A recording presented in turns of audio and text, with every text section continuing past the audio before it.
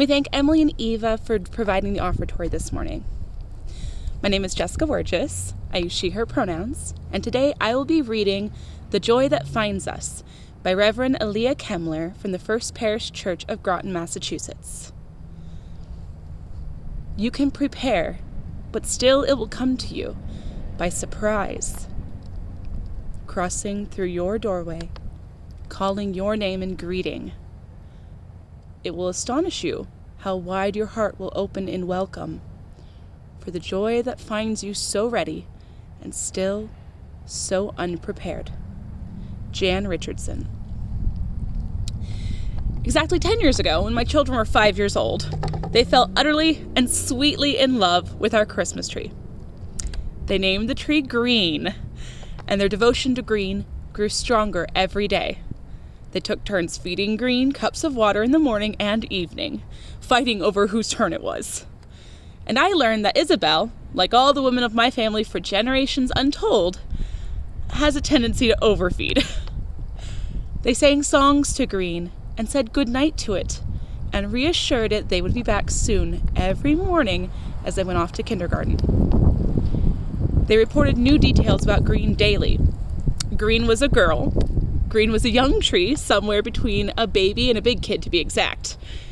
Green loved her decorations and lights, but would also like some strings of cranberries and popcorn on her and more ornaments. One day, they discovered that Green liked to kiss, so they held their cheeks up to the branches for Green's kisses, which were so cute it nearly killed me. I loved how much my children loved that tree. But the entire time they loved it, I was also worried. I was worried they would ask me how Green had come to be a Christmas tree. They would figure out the uncomfortable truth that someone had chopped Green down with an axe or saw and taken her from the forest in which she grew. The forest where she presumably used to live with her tree family and tree friends. But my main worry was about Green's lifespan, which was going to be pretty short. I worried about what was going to happen when it came time for Green to be, how shall we say, cremated on the town's Christmas tree bonfire. I was afraid they would be inconsolable because I was incinerating their new best friend. I very seriously considered just keeping Green in the living room, maybe for the rest of our lives, so that my kids would not have to experience the sorrow of losing her. The reality is that 3 weeks in the life of 5-year-olds is long, and by the time New Year's had rolled around, the kids had moved on to other things. I was sadder about the demise of Green than they were, and I had once again wasted precious energy worrying over the wrong things. I wish I could tell you that in the decade since my children fell in love with the tree, I have learned this lesson, but I have not. I still worry about the wrong things, though of course it is only in retrospect that I know they are wrong, and they seem totally reasonable worries at the time. But mostly, what I do is what my husband calls rehearsing suffering. I feel the sorrow and anxiety and pain in advance of the actual thing I am worrying about, as if this will help when the time comes. So either the thing happens and I feel the pain, then along with all the pain I have felt in advance, or the thing doesn't happen, and I felt the pain for no reason whatsoever. This is not helpful, I assure you. What rehearsing suffering does, though, is make it harder to have room for joy, to recognize joy, to rest in joy when it comes. My children's love of that long-ago Christmas tree reminds me of the impermanence of joy. So much of the goodness of this life, love, joy, beauty, grace, is impermanent. We inevitably lose things and people we adore, and yet, if we want to be fully alive, fully human, we need to risk their loss over and over. We need to give our hearts, even though it may well mean getting hurt, being understood, having our hearts broken. I still dread the losses in my children's lives, just as I dread my own losses. And yet, I know that my losses have shaped me in ways that I value so deeply now. My losses are the source of my strength, my perspective, my humor, and whatever wisdom I have managed to assemble. I know this is true for so many of you as well. This is a time of year when our losses as well as our hopes can feel larger than usual. It is a time of year when nostalgia and yearning come to call. I'm not sure why there is such pressure at this time of year for everything to be uniformly happy and lovely, in somewhat sharp contrast to the way most of us actually live our lives. But this push for unmitigated loveliness and light seems to be pervasive, even among ministers. Once at a professional meeting, a colleague was telling me about her preaching schedule for Advent and how she gets a little tired of preaching sermons about joy week after week. I actually thought she was being ironic or making a joke, so I asked her, just to be sure, "Do you really preach about joy 4 weeks in a row?" Yes, she said. "I usually do." I was just amazed. I didn't even know that was possible.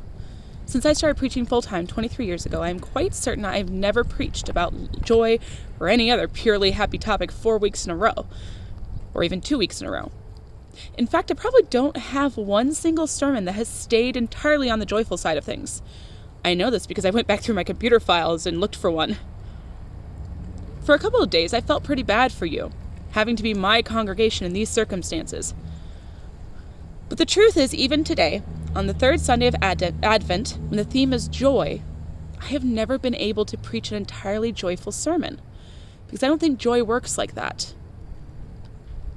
The old stories we retell at this time of year tell us a lot about the nature of joy.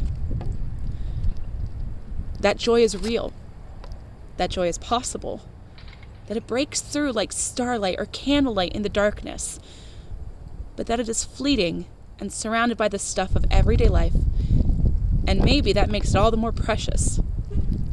The stories remind us that there is wonder and beauty and unexpected delight in this world, and it is ours for the experiencing.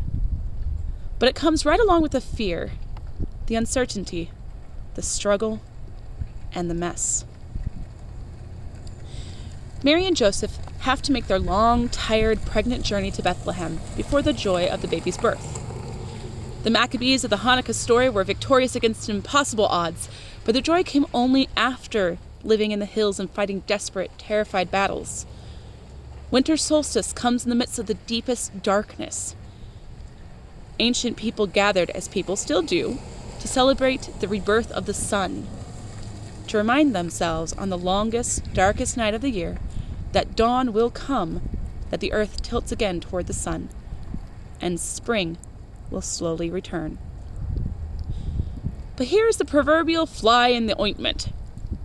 Spring and summer don't last, and winter returns. After Jesus was born, the gospel stories tell us how his parents had to flee with him into Egypt to escape Herod's murderous intentions toward this threat to his political power. The Maccabees retook Jerusalem in a great victory for the Jewish people, but their descendants lost it again to the Roman Empire, which was even more brutal in its suppression of religious freedoms. Everything changes.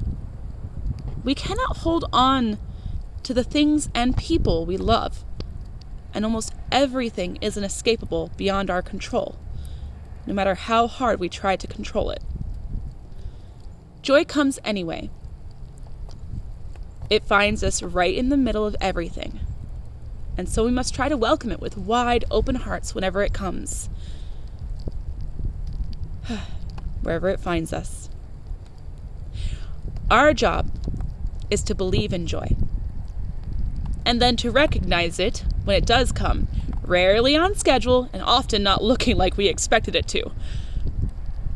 Our job is to savor joy, to celebrate it even as we know we cannot hold on to it. Joy is often accidental, or at least unpredictable. I believe we miss a lot of joy because it does not look or feel or sound like what we thought it would.